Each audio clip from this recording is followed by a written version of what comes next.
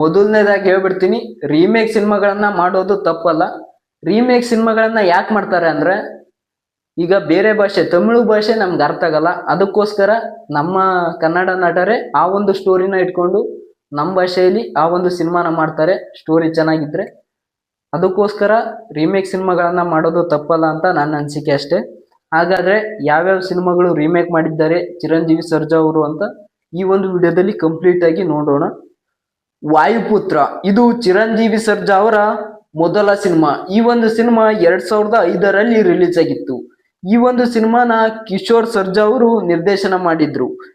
ಈ ಒಂದು ಸಿನಿಮಾನ 2005ರಲ್ಲಿ ರಿಲೀಸ್ ಆದಂತ ತಂಡಕೋಳಿ ಸಿನಿಮಾದ ರೀಮೇಕ್ ಆಗಿತ್ತು. ಇದೊಂದು ತಮಿಳು ಭಾಷೆಯ ಸಿನಿಮಾ.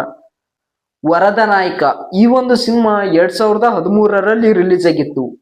ಅಯ್ಯಪ್ಪ ಪಿ ಶರ್ಮಾ ಅವರು ಈ ಒಂದು ಸಿನಿಮಾನ ನಿರ್ದೇಶನ ಮಾಡಿದ್ರು.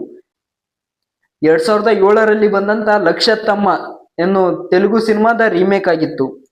ವಿಜಿಲ್ ಈ ಒಂದು ಸಿನಿಮಾ 2013ರಲ್ಲಿ ರಿಲೀಸ್ ಆಗಿತ್ತು.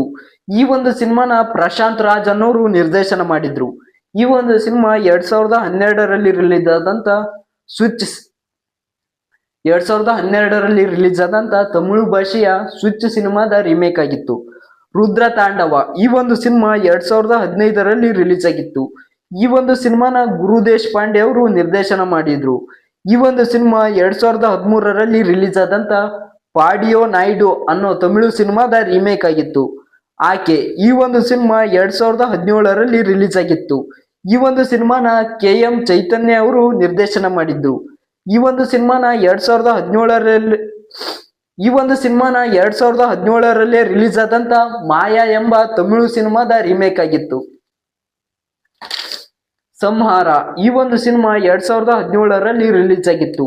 ಈ ಒಂದು ಸಿನಿಮಾನ ಗುರುದೇಶ್ ಪಾಂಡೆ ಅವರು ನಿರ್ದೇಶನ ಮಾಡಿದ್ರು. 2017ರಲ್ಲಿ ರಿಲೀಸ್ ಆದಂತ ಆಮ್ ತಂಗಳ್ ಅನ್ನೋ ತಮಿಳು ಸಿನಿಮಾದ ರೀಮೇಕ್ ಆಗಿತ್ತು. ಅಮ್ಮ ಐ ಲವ್ ಯು ಈ ಒಂದು ಸಿನಿಮಾ 2018ರಲ್ಲಿ ರಿಲೀಸ್ ಆಗಿತ್ತು. ಈ ಒಂದು ಸಿನಿಮಾನು ಕೂಡ KM ಚೈತನ್ಯ ಅವರು ನಿರ್ದೇಶನ ಮಾಡಿದ್ದಾರೆ. ಈ ಒಂದು ಸಿನಿಮಾ 2017ರಲ್ಲಿ ರಿಲೀಸ್ ಆದಂತ ಸ್ವಿಚ್ ತಾರಂ ಅನ್ನೋ ತಮಿಳು ಸಿನಿಮಾದ ರೀಮೇಕ್ ಆಗಿತ್ತು.